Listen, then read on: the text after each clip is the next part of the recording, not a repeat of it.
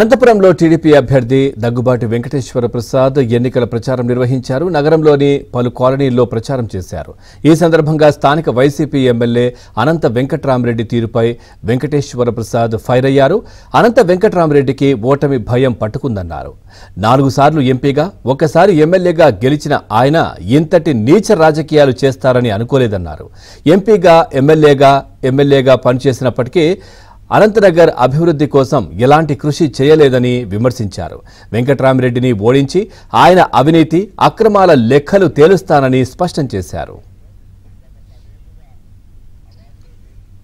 డివిజన్లో ప్రచారంలో భాగంగా అనంతపురం అర్బన్లో పర్యటించడం జరుగుతూ ఉంది. ఇక్కడ వచ్చిన తర్వాత ప్రజలు బ్రహ్మరథం పడుతున్నారు. మేనిఫెస్టో వచ్చిన తర్వాత ఒక్కొక్కరు బయటకు వచ్చి బ్రహ్మాండంగా క్యాన్వాసింగ్ అయితే ఏమి, ఇక్కడ క్యాండిడేట్ రిసీవ్ చేసుకోవడం అయితే బ్రహ్మాండంగా చేస్తా ఉన్నారు. అలాగే నిన్నటి రోజున ఒక ఇన్సిడెంట్ జరిగితే దాన్ని వైఎస్ఆర్సీపీ వాళ్ళు దానిలో చేర్చి ట్రోల్ చేయడం జరుగుతూ ఉంది. అనంత వెంకటరామరెడ్డికి భయం పుట్టుకుంది, ఓడిపోతానని చెప్పేసి 4 సార్లు ఎంపీగా చేశాడు, ఒకసారి ఎమ్మెల్యేగా చేశాడు. ఇంత దిగజారుతాడని చెప్పేసి అనంత వెంకటరామరెడ్డి అనంతపురం ప్రజలు ఎప్పుడు ఊహించలేదు. అనంతపురం ప్రజలకు తెలుసు దగ్గుబాటి ప్రసాద్ అంటే ఏంటో తెలుసు, నా ఫ్యామిలీ బ్యాక్గ్రౌండ్ ఏంటో తెలుసు. నేను సాధారణ రైతు కుటుంబం నుంచి వచ్చినోడిని.